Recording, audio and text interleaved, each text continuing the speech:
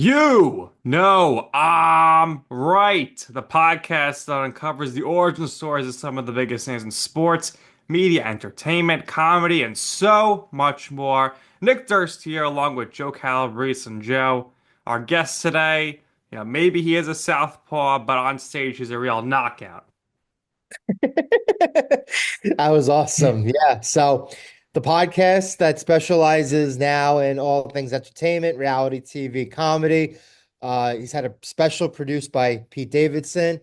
He's a TV star now. He's got a Las Vegas residency. He's somebody that you met a couple months ago, developed a great relationship with him. Been speaking to him ever since, and we finally were able to get him on the show. So we're very, very happy to have him on, and we welcome Bret Ernst onto the show. Bret, first off, the background. I'm not a Giants fan, but Nick's a Giants fan, so we're not really not in love with the Cowboys background. But how are you doing today? I'm good, man. I mean, you're right. I am a southpaw. So you got it, and you're knocking on stage, so it does work out right there. And let's just jump right into it here. You're a busy man. You're flying all over. You got your residency as well, or acting. So, what is that first app you're checking in the morning? I'm sure during the NFL season you're checking out some news for your Cowboys, but typically, what's that first thing you check on your phone? My first thing, actually, yeah, I don't know, man. It's not in the morning, by the way. It's in the afternoon. I'm a comic, so Yep. I don't get up to 11 o'clock is early for me. So anywhere between 11 and 1. And yeah, I check emails, man. I go right to Gmail. I'm old school though. I'm not a big I need to be, but I'm not a big social media guy, man. And if I wasn't in this business, I'd be off the grid, Yeah, makes you know. sense. All right, but I do like the email answer because I'm surprised people don't send them more often. Everyone's always like, "Oh, I go on this, that." I would think email or text should be the first ones you check, Well, especially email for me is that's where my next meal's coming from. So, exactly. Right. keep my fingers crossed, see if I get a good email from one of my agents or my booker. And Yeah. nine I'd say 7 out of 10 times there's nothing. Got those spam emails. So you're out there, you're in the West Coast now, West Coast guy, but you are an East Coaster by nature and by heart. Born in Princeton, New Jersey, make you move down to Florida at a young age.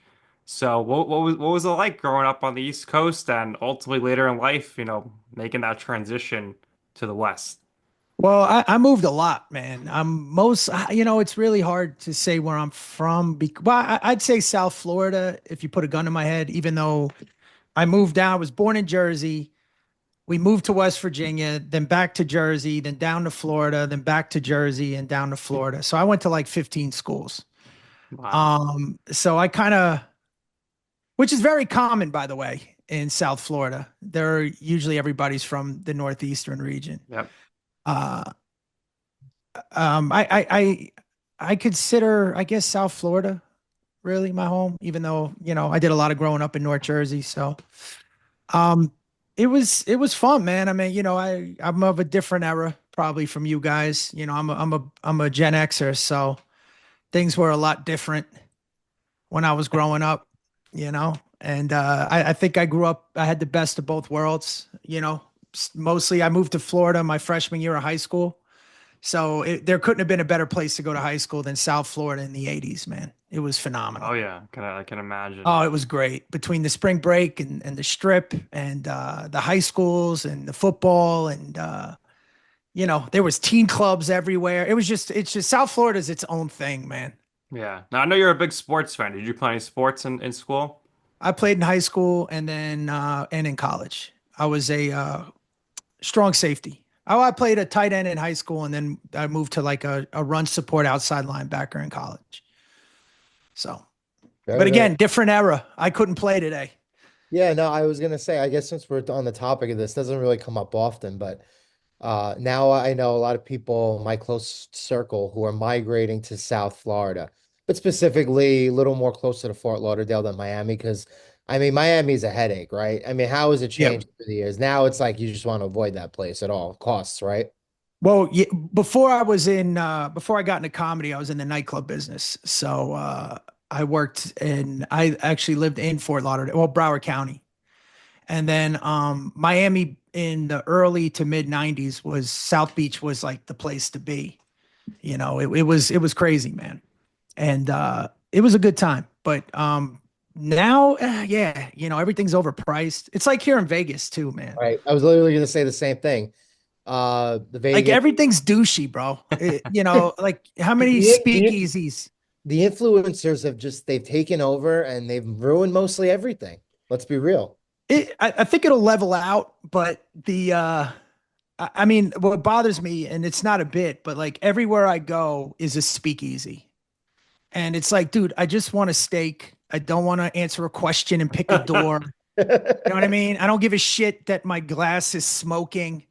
Yeah. It's like everything is for Instagram. Everybody's always taking Instagram pictures. You're Yeah, not it is. you're not a foodie like Nick. You're not a beer connoisseur. You don't give a shit what your mixed drink is. You just want a nice quiet night out. And sometimes you don't want to tell a joke, right? Or do you always want to tell a joke? um, well, I mean, comics are not funny people, really. I mean, we are off stage, but we tend to be very serious and talk about things that most people wouldn't talk about at a dinner. You know, so but I like to keep it old school, man. I like the old school steak places. I don't, and they're the best steaks. Yeah. Three of the best steakhouses in Vegas. One is the Golden Steer, and believe it or not, at the Circus has one of the best steakhouses in Vegas. And you just go in and you order a steak, and I don't need. There's one where they bring it out in a golden box, and there's what they bring flat like flares. Like, yeah, you know what I mean? Like, when you ever see when people order bottle service, they come out with like the sparklers and shit. Sparklers. Yeah, man, I don't need all that. All right. So I don't know if you do well in the nightclub business these days. Well, the bottle service stuff when we had started, it was still going on back then. Now it's ridiculous. No. Like now it's I went to one club in Manhattan, and I went to meet a buddy of mine that ran it. And the door guy didn't know me, and I was with a friend of mine. So I says, he goes, "Yeah, how many you got?" I said, "2." And he goes, "Okay, well, it's a one bottle minimum." Then I'm like, "Well, how much is a bottle?" And he was like, "It's $1,000." I'm like, "Your fucking cover charge is $1,000." I just want to come in, man. And and of course my friend came out and got us. right. But it's like ridiculous, man. It's all douchey to me. I know. It's always been douchey though, in that defense. It's just a different type of douchey now. Now it's an inflated douche. Yeah, it's like overpriced douchiness. Well, everything's a joke. You tell jokes for a living. So let's talk about a joke. Let's talk about your Dallas Cowboys. Yeah. Nick likes that. Ugh. So you moved around, right? And Wait, what the fuck? You just gonna go there and then just move away? He's probably gonna ask you how you moved around and became a Cowboys fan. that's right. Well, But I listen, live in my America, uncle- okay? And I hate terrorism and I believe in God. That's No, it. listen to me though. This is very important to know. People don't realize how good we were and how far we've fallen. Mm-hmm. So we haven't been to an NFC championship game in 26 years. And we're still third for all-time NFC championship appearances. We're second for most Super Bowl appearances, right? And I think we're second and tied. We have 5 Super Bowl wins, 8 appearances. Some ridiculous, I think like 17 or 18 NFC, and we haven't been in 26 years. So, and I grew up in the 80s, so Cowboys didn't win shit. All right, I'm not a bandwagoner. We did go to 3 NFC championship games when I was a kid, but and that's the funny thing too. As a Cowboys fan, you talk to younger people, and I'm like, yeah, I'm not a bandwagoner. They go, yeah, of course not. You guys suck. But it's been 26 years, and that's how. And I'm not saying that to live in the past, just to show you how far we've fallen, if that makes sense. And it's sad, but You got your guy, Dak Prescott, locked in long it's term. not. I like Dak. I don't know if he's the guy, man. I mean, how How do many you like more? the new head coach? We don't know. Joe knows it's- him well, Schottenheimer, I think it's the owners our problem. You know what I the mean? GM. We need a football guy in there. But even Right. though they both played, I know they both played at Arkansas, him and his son, but still. How stressful is it for you to be doing a gig while the Cowboys are playing? extremely stressful. And I actually plan my I do it to myself every year, man. I plan my travel around the games, and it's just disappointment, constant disappointment, especially as a gambler too. I don't bet on the Cowboys, but I'm just killing time till football season, bro. And last year I got annihilated. I couldn't pick a game to save my life. Well, maybe I guess if you bet against the Cowboys, you would have. I don't touch them. I don't You touch them. can't. I don't know. Well, People shouldn't bet on their own team. It's too No, it's too stressful. it's too hard. the house always wins. You're in Vegas. You know that very, very well. Well, you know what's crazy? I gave out a game on the MGM apps and shows, Yeah, because I had a gambling show out here about 3 years ago. We used to shoot. Oh no, right. It was before COVID. So what was it? 5 years ago. 5 years Jesus. ago. And we shot at the MGM and I would bet live. So you saw me put my bets in. I Yeah. went 76%. Wow. I hit. I'm usually really good. 76% is absurd. Right. And I can analyze the games. These past 2 years, I haven't been able to pick shit. And the Super Bowl, I gave out. I gave it out. I gave out. I got receipts, man. I gave out the Eagles, the money line, and the over. And then about an hour before the game, I talked myself out of the over, and I took the under, and ended up losing that. I had no idea Philly was going to put up 44 points on their own. Nobody saw that coming. No, man. I figured if they were to win, it was a defensive game, then it would be a low scoring game. And, I just talked myself out of it. So I don't know about betting this year. I'm going to wait till like week 3 or 4 to see how the teams are starting to come together, Yeah. But I mean, for you being a comic and a Cowboys fan, it's rough because at least half the games during the season are going to be at 8 p.m. on Sunday, Monday, and Thursday when you're working. Right. Well, I don't work Thursdays. Okay. Sundays is hard to track. I got my residency every Sunday. Yep. What's great about the West Coast is the 1 o'clock game's 10 a.m. and the 4 o'clock is out 1. That's the good thing. So, if we're in during the day, I'm good. But I think we've got 4 or 5 Thursday night games this year. Oh, all right. So that works out. Counting Thanksgiving, and we got one on Christmas Day. All right, so it works out. So I could plan on 2 holidays being ruined. Instead of 1. Usually Thanksgiving's hit or miss. Hit or miss. So you talked about your football's in your DNA. You played in college. What was that moment for you though that you decided you wanted to pursue a career in entertainment? Yeah, I don't know, man. I was a kid, I was always in trouble. So I was always cutting it up in detention and IS, internal suspension. They literally had a desk for me. I was there all the time, man. And being in locker rooms, I was always cutting it up. And then when I went back to school, I was out of college. I tried to go to college. It's a long story, man. I don't even know if you want to hear it. But when I got back, because I went originally, I played at a school in North Carolina, and I got kicked out. Then I was out of school for like 2 years. That's when I was heavy in the clubs, the nightclubs. A friend of mine walked in to one of my clubs that was playing up in New York and asked me if I was playing still, and I was like, "Nah, man." He's like, "I can get you on the team." So we sent him old films. The coach, they ended up, giving me some money. I went back to school, which ended up being a blessing because the guys that I worked for ended up getting in trouble.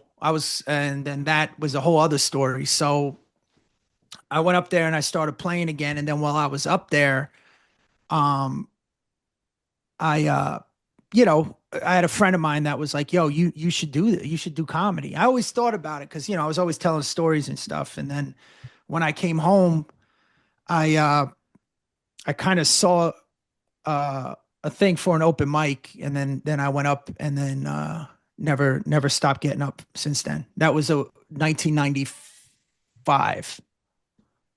Yeah, 1995. Wait, was it? No, it's 1997. Jesus. Wow. It was a week before my 25th birthday, and I'm 53. So do the math. Oh, you're not. Really? Yeah. 53. Wow, you look really good. It's that desert heat, Yeah, I was going to say that dry desert heat that I always talk about. Anytime we have a West Coast guest, It's like I beat a dead horse. It's always the same thing. Like I love California. I'm going to California in the end of May for the first week of June. But a couple years ago, we went to Scottsdale for a friend's bachelor party. And then I went to Vegas in the fall of 22. Nick was there. We all went together and we had a great time. But that desert heat, man, that does wonders. I know you're not by the water, but that air, I feel like it's great. It dries you out, man. I think the Florida weather is, better, but it could be my Sicilian genes. So who knows? I do love me some Florida too. A lot of family Dude, down in Florida's great, man. It's great, but it's not. It's too much. There's a lot of distractions down there, more than anywhere I've ever lived. Even New York City, because New York, you got to hustle, man. When you're up there, everything's a hustle. Yeah. Down there, it's just constant beaches and women and strip clubs and nightclubs and casinos and it's just crazy. The strip clubs down there are bar none, bro. That's why in Vegas they call this Sin City. I'm like, are you nuts? Pompano Beach, Florida is Sin City. Right? Mm, You can't do shit in the strip clubs out here. because you can't afford it anymore. Well, they don't let you. It's like everything, that I've been to strip clubs that are just pure filth. You go into VIP, Yeah. it's like it's amazing. It's Yeah. fun. You can find those on the west shore of Staten Island, right, Nick? I wouldn't know. You would know, Joe. That's I your. don't I've never been there, but I've heard things. Yeah, Vegas, you can't do. There's maybe, there's the higher end ones. It's not like Florida. It's nuts, man. But you don't even have to go to the strip club. Just go to one of the bars during the day on a Sunday. It's just crazy, man. Yeah, Florida's its own unique thing. Let me ask you a question. So Nick talked about how you wanted to pursue this and you started really in the late 90s. You've been going almost 30 years now. Were there some like comedians in particular who you enjoyed watching when you were younger or who kind of helped you break into the business, a little bit? Well, before I got in comedy, I loved. I would say Eddie Murphy's Delirious is what got me into comedy. But I didn't know you could do it as a profession almost. I just remember watching it going, wait, what's this? And I shouldn't have been watching it. And I would say nobody really helped me break into the business. I mean, there's a bunch of things along the way that lead to that, but there's not like one thing because there's more failures and then a success, and then you fail some more, then that success may lead to something else. I would say the Comedy Store in general, just being there, getting in there. Because I moved out to LA in '99, got into the store as a paid regular in 2000, and I got in like the guys that I hung out with and I was really close with, like Sam Tripoli, Sebastian. Like me and Sebastian are really close. We came up together. Um, Maj Jabrani, we all got in together. John Caparulo, Ahmed Ahmed. There was like a bunch of us in my class that got into the store. And then when you're at the Comedy Store, like at that time, my friends like Joe Diaz, I was close with, Ari Shafir, Steve Renazizi, Rogan, all those. We were all at the store almost every night. Ian Edwards, I can go on and on. Neil Brennan, we I don't know all. if you've ever have you ever seen that Showtime documentary that they filmed about the Comedy Store? Yeah, I'm mentioned in it, but Yeah, I was gonna say I remember you were mentioned, and I thought it was really good. Obviously some people thought some things were left out. well, Um, you can't fit the Comedy Store. There's so much history there. But so the guy that did it, I lived in Ohio at the time. I was married. I bought a house in Ohio, and uh, Mike Binder that did it called, to see if I wanted to do the interview. But I wasn't in LA, and we talked again afterwards. And there's an era at the Comedy Store when it was nobody used to go there, and that's where everything that is popular now came from the Comedy Store, right?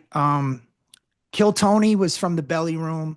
Roast Battles started in the Belly Room. Rogan was ahead of his time with the podcast, even though Mark Maron had it going, Corolla had it going. But Joe was always, he had Brian or Red Band follow him around all the time filming. That's how that Mencia stuff got out. And, and I was the very first free YouTube hour special. I was the first one to do it. I took a chance. At the time, there were variations where people did paywalls, donations. I just put it out for free. And it was pretty successful. It was called Principal's Office. And I shot it in 2016, and it took about a year to edit because I funded it myself, and then put it out. I think it was 2017. And then when I had success with that, other people started reaching out to me. Like, I remember talking to Andrew Schultz about it, and told him what I did wrong. And Schultz took that to a whole other level. Same thing with Mark Norman. A lot of those guys know that I was like one of the first. Ari Shafir is the one that really told me, because I was telling him what I was thinking. He said, just do it. But anyways, all that came from the Comedy Store, all of it. And there was the dark ages, we call it. And that's when the store was just out of control, man. I mean, it was just fucking, there's so many great stories. And that's when the podcast started taking off, is when they started talking about the Comedy Store. And then people would hear about it and then go to the Comedy Store. And it kind of caused this whole resurgence. And, after, like, from Rogan's podcast and all the guys that were on there, they're all store guys. Everybody's a store guy. All of us. And we all grew up together. So, yeah.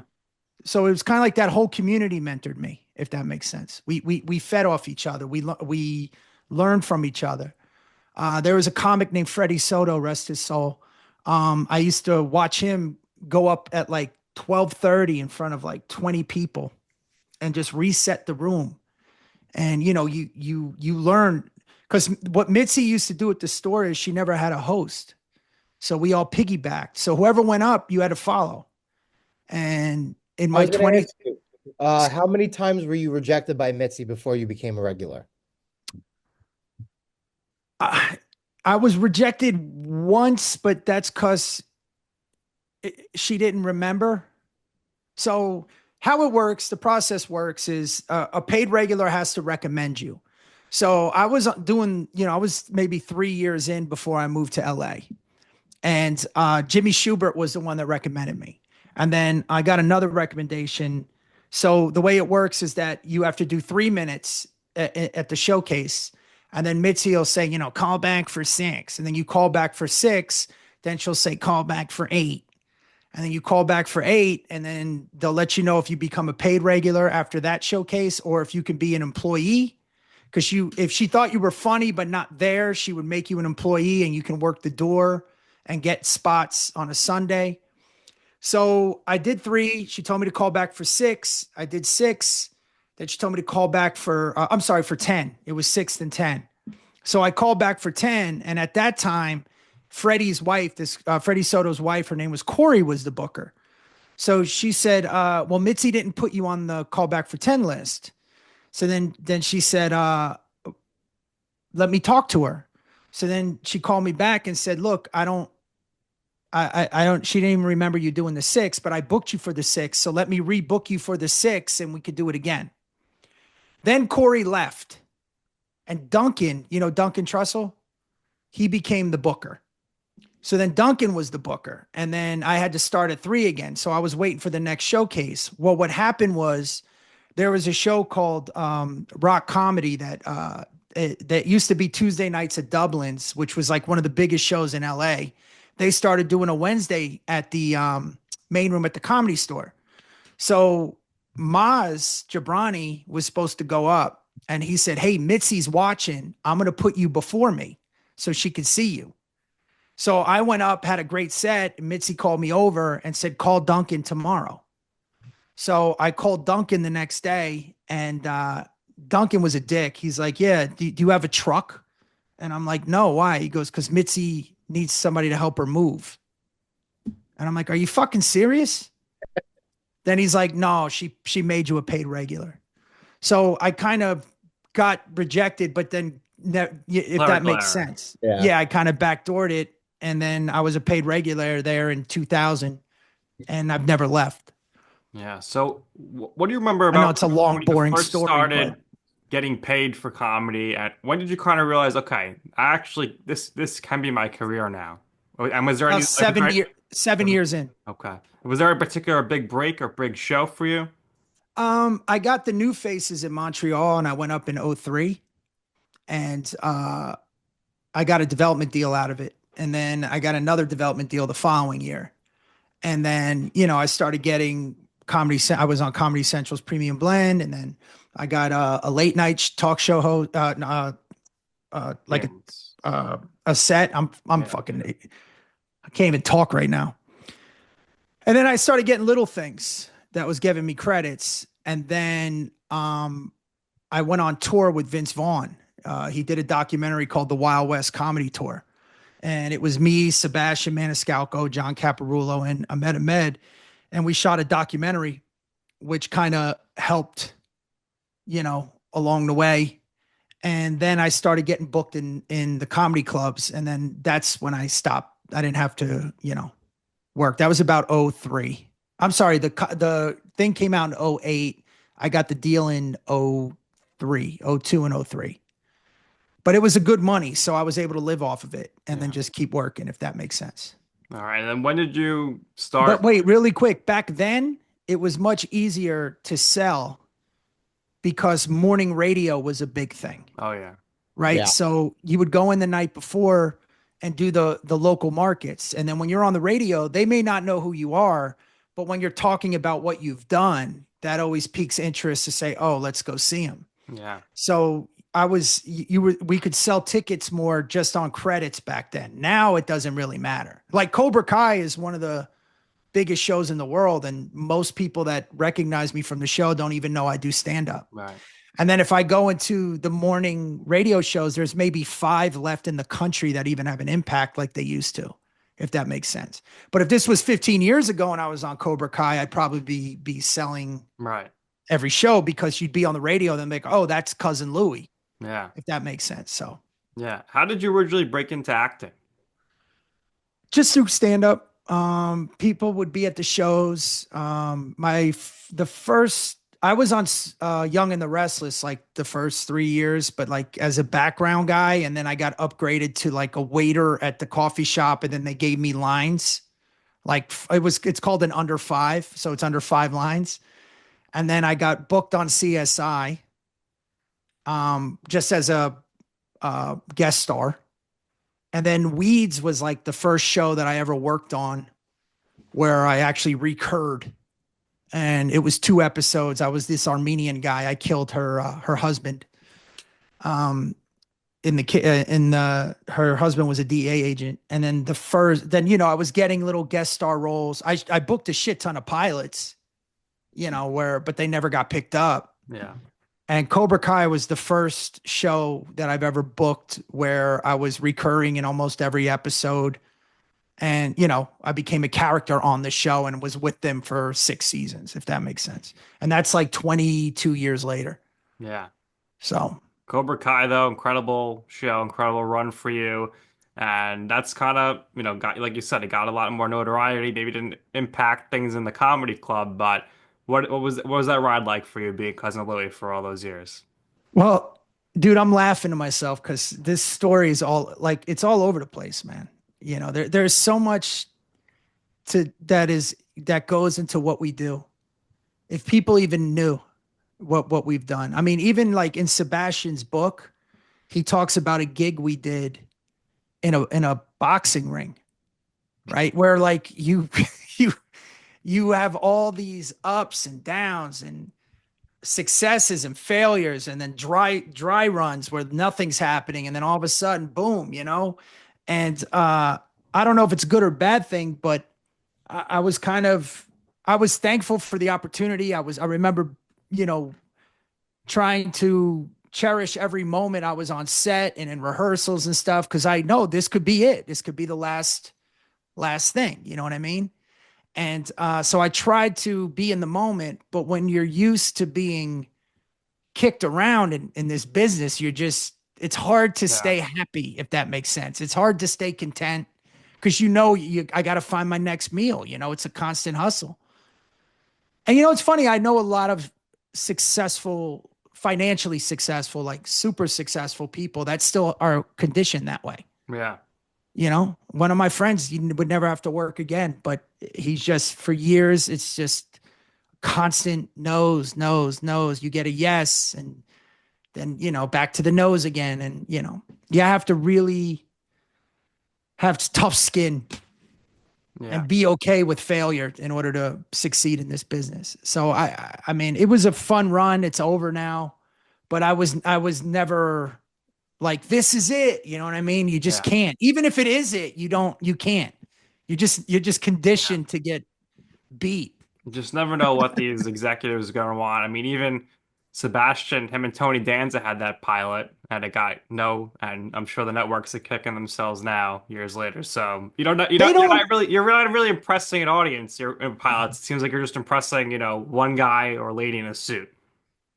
well, even then, man, like, you know, you could get a role, you test, you do your contract, you shoot the pilot, and then they're like, look, they want to go another direction. There's a couple of roles that I did where you read for movies and you're up for the part, Yeah. like one of the main parts.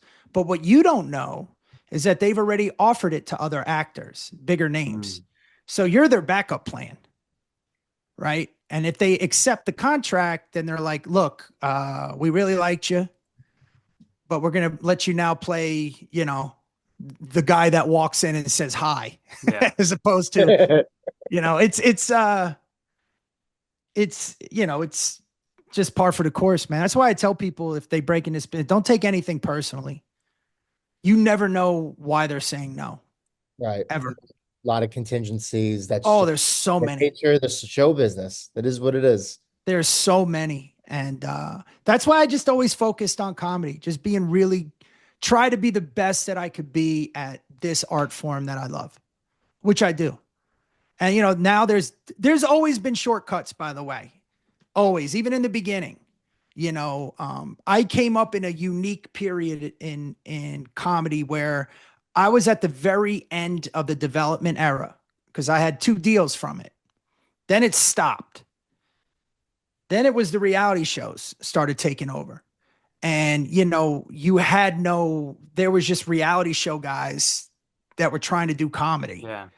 And then that went away. And then the internet era started. And then you have the influencers trying to do comedy. And, you know, and you've always had people that have found back doors or try to get, but you can't fake it when you get up there. No. Yeah, And these that's, these these social media guys who got a funny video, they book a show, they can't go more than like 3 minutes on the stage. Right. but, you know, let them ride it as long as they can. Yeah. I mean, if they can get paid, they can get paid. But nobody's going to walk out of there going, that's some of the best stand up I've ever seen. You Right. know what I mean? And, but if you focus on the art of stand up, that's your 401k. Because you know, when you get really good, and you can't be denied, there'll always be a place for you. You know, that's why when the bigger things happen, it's great, but you can't bank on it. Yeah. You No, know, it's not. But something that the industry has given birth to, though, is just follow-up content, right? So in the case of Cobra Kai, you have Sweep the Pod, right? yeah, Rewatch podcast with Dan Ahdoot. And, for the most part, a lot of these shows that get popular, especially on these streaming platforms, right? Even well after the show is over. And we're even talking about shows from 15, 20, 30 years ago in the past, everybody kind of reconvenes and kind of gets back together. They get the band back together and they break down the show, the times on the show. So obviously it was a significant portion of your life. It's kind of helped to get you where you are right now. So just talk about the podcast, the relationship with Dan, the relationship that you've made with, people who were on the show, and how is that going for you even to today? well, me and Dan, you know, we're really good friends. Like, and we've done shows together. Actually, we do a comics of Cobra Kai tour, which, you know, we're going to try and ride that. Yeah. And the podcast, you know, the guys that created the show were like, hey, you two should do it because we're the only two comics on the show. We're legit friends. And so we're the official, unofficial rewatch podcast. Right. We've just gotten through season 1. We haven't even shot season 2 yet because of scheduling. And me and Dan just hit it off. I mean, we're night and day when it comes to like personalities and upbringings. But he's one of the best, smuggest. He's such a smug dickhead, but he's likable. You know what I mean? And he cracks me up. But getting in there, I had met Courtney, who plays Ralph's wife. I forget her name on the show, but I met her when she was younger. She used to date a friend of mine. So I kind of knew her from back then. I met Ralph when I did Beer League. I had a small role in Beer League. And Billy, I had met Johnny at the Improv. He used to come to comedy shows back in the day. And I would do the Improv sometimes, and he would be there with a couple of my comic friends, and we had mutual friends. So, I kind of knew them a little bit going in. And then Yuji, who plays, I don't even know his character's name on the show. You know what I'm talking about? I know his real name. Yes. Yuji on the show. He's a Japanese dude, the one that's always, I don't know the character's name. I became close with him. Vanessa, that plays Johnny's wife or girlfriend. That's kind of like the ones I was the closest with on the show. And we have something in New Jersey coming up at the end of the month. It's like a convention. Yeah. So Chosen is the character. Chosen. That's his name. I never watched the show until the rewatch podcast. Oh wow. Really? I'm not a big I don't watch shows, man. It's odd. So what's this big convention you got coming up? It's for Cobra Kai. Nice. It's in I gotta look it up. But by the way, this is why I'm not as far along as I should be. Dude. Oh, it's the Salute to Cobra Kai convention. It's at the Hanover Marriott in Whippany, New Jersey. And that's May 31st and the 1st. So it's kind of like a Comic-Con thing, but just specifically for Cobra Kai. And then me and Dan will be doing a show probably that Saturday night. But a lot of the cast is going to be there. And I'm looking forward to it. Get to see some people. Because I saw most of them at the premiere. Right. And when you're on set, you're usually not working with everybody, right? When you're going for your scenes, you're there with usually probably just Dan for sure, and then somebody else. Yeah, and Ralph, because I'm a member of his family, and Julia, who plays Vanessa on the show, my sister on the show, which is actually Ralph's daughter in real life. But yeah, I'm usually around the adults, except for season 1 when I was messing with Tanner, Robbie on the show. And but yeah, it's I gotta tell you though, man, everything I've ever worked on from top to bottom, it was the best show. It was just great. It was like a very family atmosphere and no egos. Everybody got along. We all laughed. It was a lot of fun, man. Like if I checked out, if I like quit tomorrow, I'm very content with my career, so to speak. I'd be very grateful. I'm not content now, but I'm saying like there's still more I'm in the process of doing right now. But that was one of the biggest blessings that I ever had in this business, was to be on that show. For sure. And like Joe said, with the streaming stuff, 10 years from now, 20, whatever, things end up popping again, so you never know. But let's talk about your weekly job, your daily job, pretty much your residency in Las Vegas. How did that come to be? Well, originally when I moved out here, I knew the owners of the LA Comedy Club, which is, it's a great club, man. It's probably one of the better comedy, like real comedy clubs where you could go and see edgy comedy. Yeah. And then Kimmel's, I shot my second special there, believe it or not, before I moved out here. Domesticated Animal. I shot that there. And Kimmel's is like the best of both worlds, man, because it's got a prime location. It's a beautiful club, and they let you do stand up, because some Vegas places are a little like, they've laxed off a little more. Like 15 years ago, it was like, hey, you can't say this. Do 35, get off. We need them in the casinos gambling. Right. You know, these let you really do your Yeah. sets, if that makes And sense. that And Kimmel's isn't in the casino. I mean, it's on the promenade of Link, but yeah, it's on the at the link. yeah. But it's such a great club, man. And but I was at the LA Comedy Club every Tuesday and Wednesday for about 4 years. And then went over to Kimmel's every Sunday.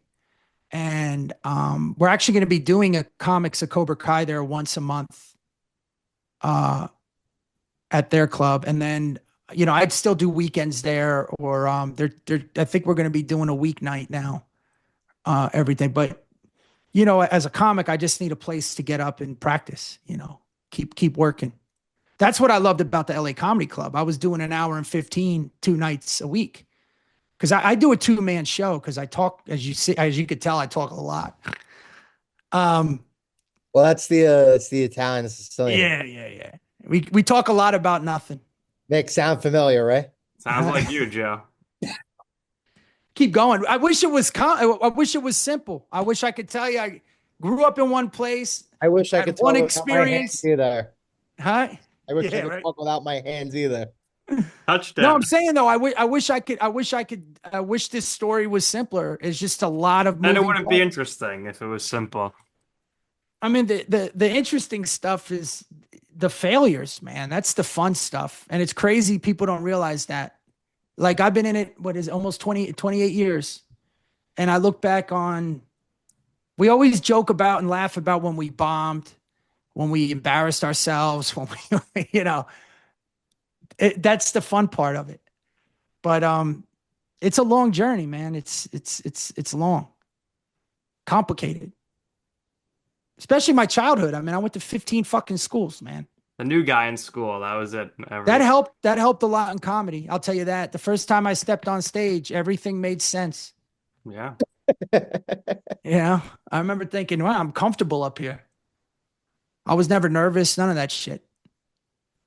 Because when you move, when you go to different schools, you gotta they put you in front of the class. And then I didn't go to great schools. I went to a lot of rough schools. So now I know they're gonna come up to me at a recess. I'm gonna have to fight.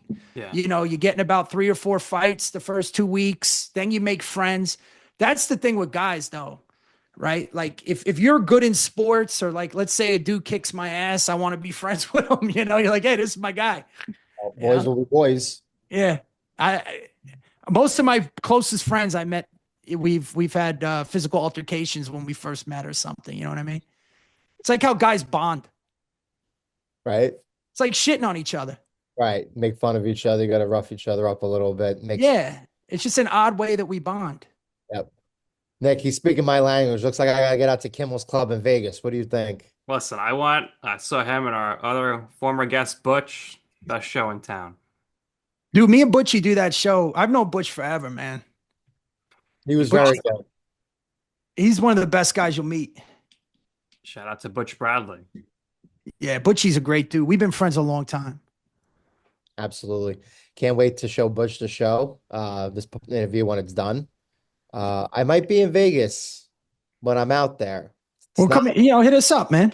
not set in stone yet, but it's something that I'm considering. And I don't know. The more I talk to Nick about it, the more I may lean into it. So I Well, got Nick, are you in Vegas now? Or are you in New York? I'm in New York. You're in New I York. usually And come out for a business trip in the fall every year. So that's why I was able to see you and Butch last year. now, where are you in New York? Staten Island. Oh, Joe, where are you? same place. You both in Staten Island? Did you go to high school there? Yes. Yes. Where'd you go? Farrell? No. I went to St. Joseph by the Sea, the rival high school. Joe went Oh, to Staten Island Tech. He learned Russian in high school. Good. Gratuliev. wait, you went to a tech high? I went to Staten Island Tech. The fuck? He had to learn Russian to Uh, graduate. Colin Joe's father was a teacher there. So when Colin first got the head writing gig at Saturday Night Live, his students were some of the first people to find out about it because you shared the good news with us. Wow. Been there ever since. That's great. I went to high school with Pete Davidson. Oh, did you really? Yeah. Were you guys friends? I mean, we were okay. He got kicked out of the school pretty quickly on, so we played basketball together in the gym. That was about it. I can only say that I stuffed Pete Davidson in basketball. Guy's a giant Pete, now, but he was pretty small in high school. Tiny kid. He was the AV kid. He was filming the football games, so you would never have thought that he'd turn into a comic. well, Pete's a good dude, man. You He's an Same, know. same Islander. thing. Joe used to see Pete all the time at a diner over here. Yeah. So now I think he lives North Shore. I think he's got his own condo unless he sold that place. But for a while he was just going back and forth and I guess doing the SNL gig and kind of staying at home because I think his family lives all the way down Tottenville. Now I'm not sure if they're still there or if they're off South Shore. Yeah. yeah, they're deep South Shore, but there are a couple of good diner spots, a couple of good Italian restaurants all over Staten Island. One of them in particular is by the south portion of Staten Island, which is by where the Outer Bridge is.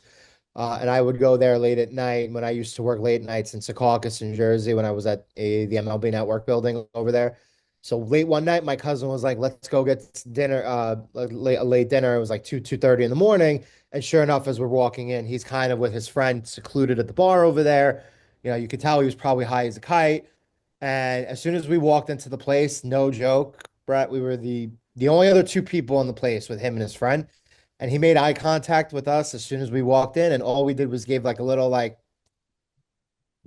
go about your business. We're not gonna go over and say hi to you or anything. And immediately he had a shit-eating grin on his face, like, yeah, these guys get it. So I have never personally spoken to him. I have a bunch of friends who have spoken to him in the past, congratulate him on his comedy career. But again, he's important to you. You did your special. He was a prominent part of that. He was like I said, man, he's a great dude, man. Yeah, A lot of the comics that were younger than me too, man, like, a lot of them that came on to be really successful, they stayed the same. They stayed. I haven't really met anyone that's changed. That's You good know to what I hear. mean? Yeah. I mean, there are people that were pretending to be a certain person. Like sometimes success reveals who you really are. If that makes sense. It's because sometimes people say, "Yo, that person changed." I'm like, "Yeah, that's probably who he really was." You know what I mean? He was probably faking it. right. But the guys that I'm around and that I work with are all fucking solid, man. Because this business, whether you want to be humble or not, it'll humble you, man. Yeah. You know? Joe, I know Brett's always touring, but I think that he needs to play the St. George Theater in Staten Island, the historic Absolutely, I theater. would agree with He'd that. crush it here as an Italian. You know what's funny is I didn't know when I was coming up, even when I lived in New York, like nobody ever talked about Staten Island. Yeah, I mean, it was just the Wu-Tang Clan. it's true. And Right. then all my friends and cousins moved from like Bensonhurst, Bay Ridge. They all moved to That's the Staten style. Island. And Yep. They went to Farrell. yeah, they did go to Farrell. Okay. Feral. Like a feral The all cat. guys school. They all went to Farrell. They played ball there and everything. They play with each other's balls. You got it, right? All boys school. Well, I don't know about that. But there, no, it was Brooklyn was always where I hung out. Yeah. That's where Joe's from. Joe's from Brooklyn. I was That's born where in. oh, Well, I moved to Staten Island when I was very, very young. My parents split up, but I was born in Brooklyn. Yeah. yeah, Brooklyn was great though. Like from the 80s to like I'd say 99 it started going downhill. They all went to Staten Island. And Brooklyn now is rough. It's bad. You don't want It's to be not in great. Brooklyn. No. dude, it used to be great. We used to go to 18th Avenue Feast over there. Stop That's that. still Yeah. that's still a thing. It's not as big as it was though, but it's still a little bit of a thing. Yeah, Joe we did. doesn't like talk about too many feasts because he's like the mayor of Little Italy over there. He used to work the San Gennaro feast. He'd be literally making sausage and peppers with Tony Wait, Danza. Joe, when did you work St. Gennaro's? Uh, well, my father's from that area. It wasn't really a yearly thing, but there was a year here. I worked with one of his friends, a year there where I worked for somebody else. Did you do the games or the stands? Yeah, I used to do the stands and stuff. So one of the years when Aliva was still there, now it's no longer there, which is a shame. But one of the years that I was down there, my father's really good friend who passed years ago, Cha Cha. Very, very well known, very well connected. Cha Cha used to be the true mayor of the place, running it every year, dealing with the city government, this is our fucking thing, you're not taking it away from us, blah, blah, blah. But one year I worked there and I was working the stand, and one of his business partners, somebody who's got connections down there, obviously was Tony. And Tony came in one random Wednesday during the week. He came in. I was working the grill. I had been working the grill for days. He comes up to me, introduces himself, goes, I know your father a long time. And then he goes, hey, kid, move out of the way. Let me show you how it's done. Meanwhile, it wasn't because I was doing a bad job. It was because, we needed Tony prominent front Increase and the center. sales. And you had to see the line that formed, and it was packed. It was a beautiful Wednesday, and it doesn't get packed there during the week, but it was so great. What year was this? 2014. Oh, okay. Yeah, we're talking now 10 plus years ago. Crazy, Yeah. right? Time flies. Well, we'll talk off air. All right, we'll talk off there. Let's That's back what Joe to likes to hear. yeah, Yeah, absolutely. yeah. We'll talk Let's off. We'll talk off recording. So besides the major cities, that's besides New York and LA and some of the piece of Florida where you spent your childhood and where you grew up, let's talk about touring the country. Now, I went in November, my best friend, we had his bachelor weekend in Austin, Texas. We were down there. We went to the mothership. We saw Tim Dillon down there. The atmosphere in that place is electric. They made it really, really great down there. And Austin's becoming a hot spot. So outside of places like that, where are some of your other favorite places and cities to tour around the country, and some of your favorite venues that you've gotten to work with? Chicago. I love playing Chicago. I actually met my ex-wife in Chicago when I was performing at Zany's, but I do the Improv out in Schaumburg. I love that club. It's a huge club, and Chicago crowds are great. I like Arizona. Scottsdale's fun. South Florida, it's always great. It's a lot though when I get down there because a lot of people hit you up, and Stress Factory, New Jersey, and you know how Italians are, bro. Yep. They call you, they're like, "Yo, how do I get tickets?" I'm like, "You know Buy them how." on the website for $25. What do you think I'm gonna get you to every But fucking now it oh becomes yeah. the game where it's like, all right, well, I'll put you on the list. I'll pay. I don't mind. I know. Then they come. And then now, because the tickets are free, they'll over tip the waitress, or they'll take that, what they could have paid. I had one friend come in and just threw 500 on my merch table and just grabbed 2 t-shirts. But because I took care of the tickets, Yeah. it's a lot of that. I need to, can I get a good table? A lot of that shit. And Nick, there's a charade that goes on with Italians. It's Yeah. like, let's say me and Joe go out, and I'll be like, look, I got it. We'll fight over the tab. Then he'll be like, nah, then I'll Yeah. No, pay. I got you. I'm like you. I'm a half Italian. I don't have the last name. Oh, okay. I didn't Uh, know. Joe's the So then, full. Joe's the full Italian here. so this is not kidding. We go out. Let's say Yeah. there's 5 of us. One guy will pick up the tab, then everybody throws in what they ate for a tip. So the waiter's usually getting about 120%. You know what I mean? And then Yeah. everything it's funny too, bro. I was out in Miami, and my buddy is like, yo, I got us on the guest list. We got bottles. I'm like, bro, you're 55 on a fucking guest list? Like, you're a 55-year-old man getting bottle service at night. It never ends with them. Keep going and going. They keep going out. But it becomes stressful. But I do love South Florida. And, the Comedy Store is my home, man. Even though it's not a weekend, it's just my home, man. I spent every fucking night there for almost 20 years, 5 nights a week. And sometimes I go back, because Yeah. now living in Vegas, it's not far. But it was my favorite place. I mean, look, it was a special time in comedy history. You know what I mean? I'm sure something else will come along, but right now, that was the time. And those are the guys that are now, from Theo's podcast to, all these guys are blowing up online, and the Comedy Store in that era was such a intricate part of where comedy is now, if that makes sense. So you met so many people working there over the years. You've been in the business for almost 30 years, so you probably worked with almost 28. everybody. Yeah. But is there a comedian that you would love to headline a show with that you think the two of you could kind of play off each other well somehow? Nah, because that's not what I do.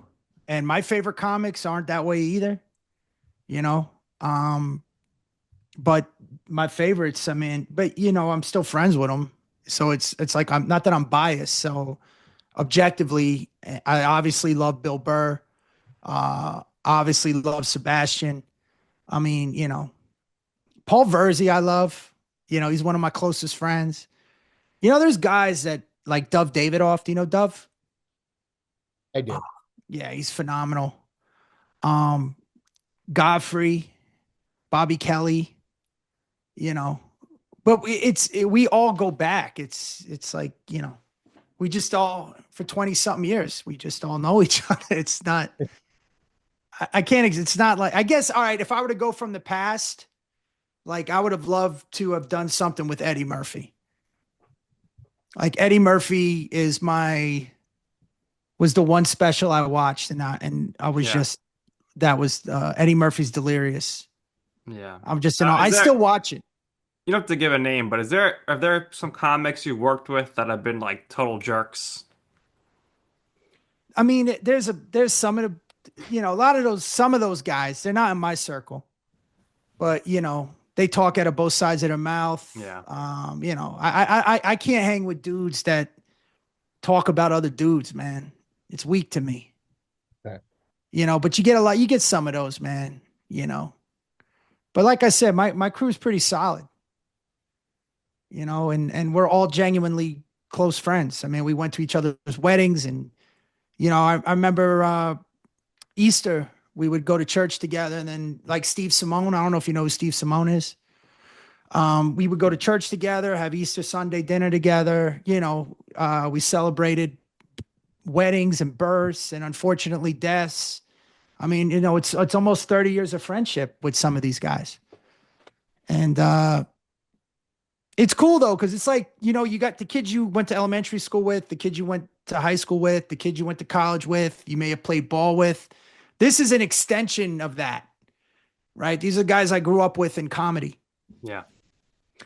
But Yeah, that's how it's done. say what? I know that's how it's done. And like even like Tim and a lot of the younger guys that are now huge, like there's a camaraderie that we all have. Cause nothing brings people together more in my business than doing a shit gig together or getting robbed by the same fucking booker or the same club owner, or the having the experiences. Cause some of the club owners were characters as well, because everybody in this business is fucked up, man. They're all mentally ill. It's like the land of misfit toys, bro. That's how you got to get into comedy. It's a rite of passage. But you just have so many fucking crazy stories with guys. I mean, I've got so many crazy road stories. I hung out with a serial killer one time. I had no fucking idea who he was in Alaska. Wow. Yeah, that was interesting. Huh. Maybe you should write a book at some point. The road stories. Yeah. Yeah. Yeah, I could, A but couple then, of them anonymously in there, you got to implicate other people that may not want to be implicated, myself included. right. But obviously, there's no shortage of experiences, right, that you can use, whether again it's in your set specifically or elsewhere. But talk about the process of, I guess, developing, but also kind of refining, new material, right? Because over time, people are exposed to you, they see your set, right? I know you're not so much of a social media person, but now social media, it's like people like to post online, right? And then if you post online, somebody's seen something, they don't want to see the same thing over and over again, right? And like nowadays, that the attention span that people have is nuts, right? It's just fast moving through everything. Especially So when they think everything's fucking crowd work. It's like people don't realize. Now, I'm not this isn't a backhanded compliment. Okay. I'm not, when I say this, when crowd work is good, like what Butchie does, you can, when you see really good crowd work, you could see the difference, right? But crowd work is easy. It's not that hard. It's not that hard to talk to somebody in the audience and then set them up or fish for fucking things. There's more bad crowd work than there is good crowd work. And shout out to Butch, shout out to Steve Byrne, shout out to Ian Bagg, Jimmy Brogan, old school guy. I'm just a master at it. God, I can go on at Rick Ingram at the Comedy Store. I mean, you got to watch this kid. When you see it, it's when it's genuine in the moment. And even Matt Rife, man, Matt made he got known for his crowd work, but he has an act. And I'm using him to segue this. Matt does great crowd work, but he's a great comic. He's a good comic. He put some time in. Right. A lot of the people that are doing crowd work, not only is the crowd work above average, below average, they don't even have an act. Well, that's what you were telling us before about when reality TV people get involved. You know, you Yeah. animated and entertaining, and you could get the crowd going, but can you keep them with the actual comedy? Yeah, like to me, I don't like to talk to them. I'm constructing a story. I have everything has a purpose, and there's callbacks and setups, and there's layers to some things, which like I can bring up later. I tend to be more open, honest. I try to be as vulnerable as possible, but you can't be too honest because sometimes the story is worse than the joke, or there's people I'm protecting. You know what I mean? Which I'll always ask them first. Can I bring this up? But I'm not gonna let them know it was you. You know what I mean? Um, that creative process is a trial and error process. So I write on stage. Now, the reason why I was bringing up the crowd work stuff, because you're talking about attention spans, a lot of people go and they think this is stand up, and it's like, no, it's not. It's not. It's an aspect of it. When it's great, it's great. You know what I mean? But there's also the construction of a narrative and a story and a point and a meaning behind a lot of this stuff. And when you get those types of people, especially in Vegas, if they're drunk, they want to be part of the show. You're like, dude, just shut the fuck up. I'm going to throw you out. You know what I mean? I can do the where are you from and make fun of who you're with. I mean, that's what I used to do in school. You know, we'd make fun of each other's mothers, everything. My creative process is I don't write anything. I just write on stage and I'll talk it out and I'll know where the beats are or where the funny should be. I can't be serious for a long time. So I'll use that. So let's say if I'm getting into something, I know instinctually that if I'm being serious about something, I'm going to lighten it up. So I'll start to be serious and then see naturally where I'm going to go and lighten it up, and then you make a mental note and say, okay. And then I'm constantly trying to work that out by talking it on stage. And then what happens is you just get the cadence and the rhythm down, and then you know where the beats are. And then once I put it out, I forget about it because I forget about most of the material I've done. Wow. And then, you move on. But when I was doing my specials, you got to get them transcribed. And that is when you're reading it going, there's nothing funny about this. Because like they'll put in, you'll see like, and I use a lot of verbal pauses, like, yeah, so fucking yeah.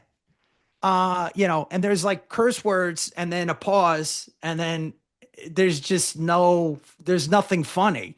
But then you'll hear the audience laugh because they'll put laughter. So it might have been a facial expression. But when you transcribe it and read it, you're like, God, I fucking suck. I don't know why the fuck they're laughing. Funny. But then when you're watching it, it's agonizing for me. But comedy is visual too. So that's but you're like, come on, man. Like, I wish I knew how to write right. Like, you ever see like really good joke writers? Yep. I don't really know how to do that, man. Well, those are the kinds of people that are the backbones on the shows that are still on air, right? So the Comedy Central stuff and even like the late night talk shows. But even then, I mean, those types of people, there's kind of a ceiling. Because again, if you could be a good joke writer, but if you're not the kind of person who's got the presentation Right. to They be in front of deliver it. people and the delivery, like it's never going to work. Right. Yeah. I could, you know what's crazy though? I can write for other comics. Oh, Like I could see something and go, oh, that would be a great bit for so and so, but not for Right. me. Right. Because I, That's you what know, I did.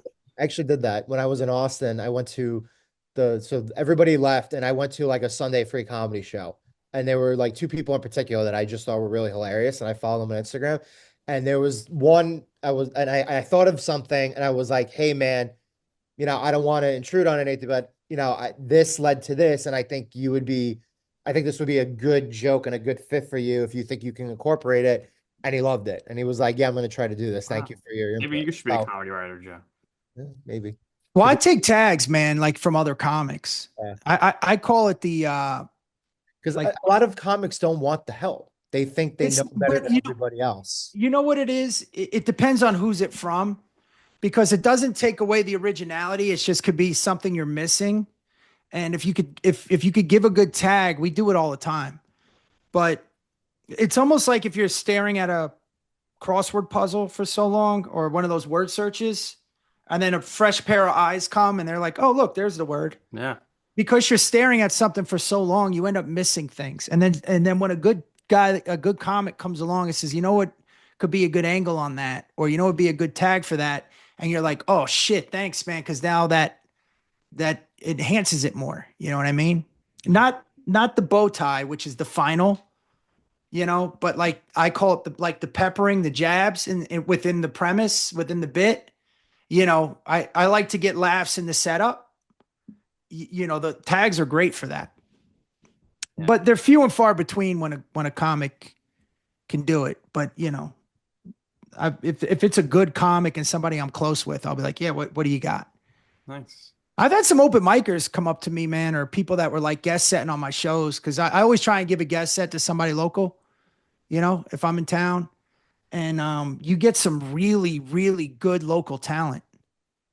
And I've taken a couple tags from them, you know. Yeah, it's great that you're open and other people are open to listening as well. I Well, guess it's a that's what creative it matters. process. The stand-up's always a work in progress, man. Yeah. It's never fucking perfect. And what even sucks is when because I've done 4 specials now, you'll put it out there, but then when I'm working new material, I'll work in some of the old material to present the new material, but then this becomes better than when I did it Right. earlier. You're like, God, I wish I didn't fucking put it out now. Then and not and then, but you don't want to rehash something you did already. Yeah. It's a frustrating process, man. Makes sense. Yeah. So, Brett, we're getting towards the end here. Last question, our signature question here. In your life or your career, what would you say has been your I'm right moment? What I mean by that, it's a time or place where you want to pursue something. You ask somebody for advice. They said, Brett, that's not going to work out. Why would you pursue that? And you were like, you know what? I'm going to go ahead and do it anyway. And in the end, you could see why it is that I'm right about this. And I could tell you, I told you so. Ah, fuck, man. I don't know, man. I've been pretty self guy. I mean, my mother's always been supportive, so that nobody's ever told me I couldn't do anything. I'll tell you one. Uh, it was I did This Isn't Happening on Comedy Central. I did a story about me hitting my babysitter with an axe when I was younger, and some people were like, "How? That's not funny. How are you going to make that funny?" And I'm like, "I'm telling you, it's funny." Okay. So to get clearance from it, and it ended up working, and it Good. became one of the more liked episodes from This Isn't Happening. That's one I could just tell you offhand, but so yeah. But I mean, nobody's ever said, you know what? I'll myself. I'll use that. I can't tell you how many times I've said to myself, "Hey,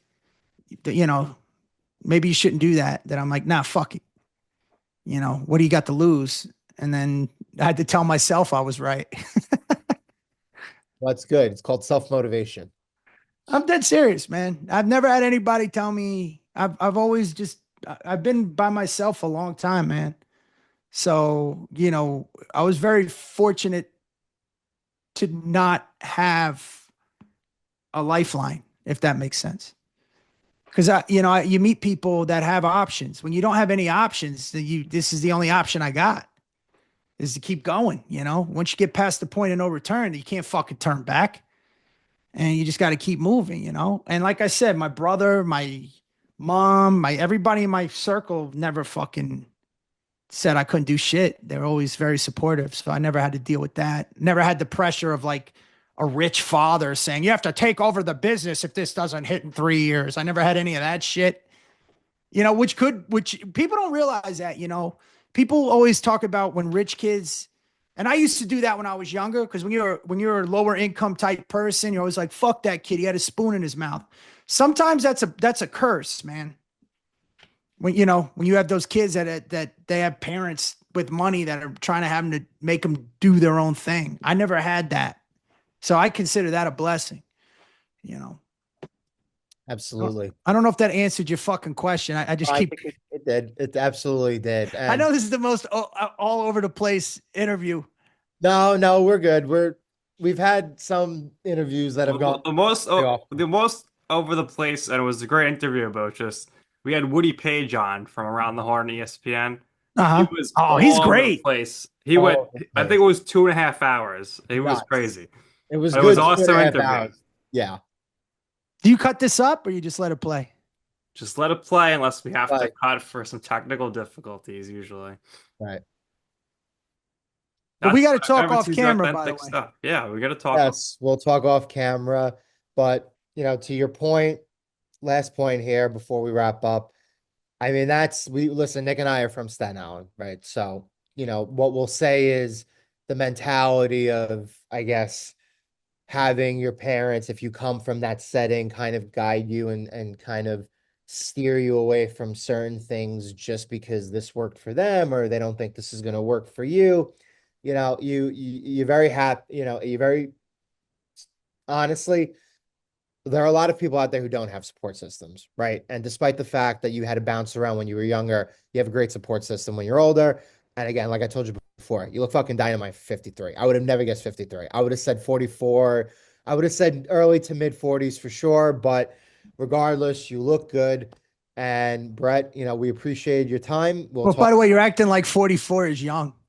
It is young. It Dude, is young. You look good. you You look great. And I mean, know, I I mean was that gonna. sincerely. I'm not telling you because I just want to say something nice on the show. I mean that with sincerity. Well, I appreciate it. But when you don't have lifelines and you don't have anything to lose and you don't, bro, it's fucking liberating, man. And a lot of people don't realize that. Like they think, and you know what's crazy in my business too, man? You meet people, all genders, all walks of life, all races that think that there's conspiracies against them, right? I mean, you even get everybody. I've heard excuses from everybody to why they're not where they're at. And I know why I'm not. It's social media. You know what I mean? And plus, I jerk off too much. I gamble. I sleep a lot. But That's a first for this show. I I I make it up with other people that I'll have come in that are better at this type of stuff. You know what I mean? But the point is, nobody cares. Nobody cares about you that much. You meet these people. Nobody's sitting around talking about you. Do you understand how narcissistic that is? That you think that there's a conspiracy for you to fail. Right. Now, not everybody wants to see you fail, but there's some people that may not want you to see you do better than them, right? But you're basically on your own. Like there's no blueprint to this. I was explaining this to a younger person the other day. Um, you can only reverse engineer the process. Like I can only reverse engineer my process and how I got to where I'm at by getting there. I couldn't tell you how I got here though. I could just tell you the right now. If somebody was starting out, I couldn't say to you, hey, this is how I got here. I just fucking went through it. And once you get there, you can't, it's, you couldn't even give advice on it. I couldn't even say, hey, this is a path. There's no fucking path, man. It's insane that this business is, it's insane. There's no set path. There's not one for anybody. You just, the only thing I tell them, just get up, right? Whenever, if you want to do comedy, just get up. Once you get up, it's like sex. Whether it was the worst or best experience, you're going to want to do it again. But it's just getting past the first point. And you just got to keep getting up and getting up. And then whatever comes your way, just take it. And if it works, great. If it doesn't, keep going. And if you have a person over you telling you what you're doing wrong, that is not in the business, which is what a lot of these people do. That a lot of like the kids that have money or come from money, their parents don't know what the fuck is going on. They don't have success in it. They may have success in another field, but nobody can tell you in our business, in entertainment. And that's a fucking, I think that's a bad thing for them, man. You know, my mom, fuck. I remember I got Montreal. She got excited. You know, I say, hey, Ma, I got Montreal. She said, oh my God, that's great. She could tell my stepfather, Tommy, he got Montreal. And then she's like, what is it? Like, she had no idea. She was just excited. That's And your then my mother. stepfather asked me, how much are they paying you? And I'm like, well, actually nothing. And then I realized, why the fuck am I excited? But yeah, she just is excited no matter what I do. So That's good. Like I said, anyways. amazing support system makes a difference. Oh yeah. Luckily, Nick and I have had a lot of really great success with the show in terms of guests, but we also have a couple of friends who we think would be a great fit for the entertainment world and comedy world. So that's something that we could also bring up and we talk, off air too. But Brad, this has been really, really great. What we do here is we always give our guests the last word. So where can we find you? And what else is on your mind? You know, you've spoken a lot over here, but if there's anything else you would personally like to share or personally promote for yourself, before this wraps up, by all means, go ahead. We appreciate your time. Went a while, but it was all great stuff. A little detailed history about your experiences in comedy and, how you made it. And, we think that's big time value to some of our friends, like I said, who we want this for specifically moving forward. But if there's anything else you would personally like to share, promote for yourself, by all means, go ahead. We appreciate your time. Thank you for No, doing man. Thanks for having me. Yeah, just go to bretcomedy.com, BRET comedy.com. It's Brett with one T. And all my socials and shit are there. My schedule's there. As far as new projects, I just booked an animated film. I'm playing a pigeon. And I'm in a development situation now. Nice. So hopefully that something good will come out of that. But yeah. I don't even know if I could. Yeah, can I talk about the pigeon movie? Anyways, just go to go to my website. Well, if it's gonna get you in trouble now, but if it doesn't get you, maybe. Yeah, that's how it works, man. I was on Cobra Kai and now I'm a pigeon. That's showbiz, The baby. voice. Yeah, The voice, you definitely have a voice for animated movie. for a pigeon. Anyways, man, thanks for having me, bro. All right, Brett, this has been great. That's going to do it here for this episode of You Know I'm Right. For our special guest, Bret Ernst, my co-host, Joe Calabrese. I'm Nick Durst, and this has been You Know I'm Right.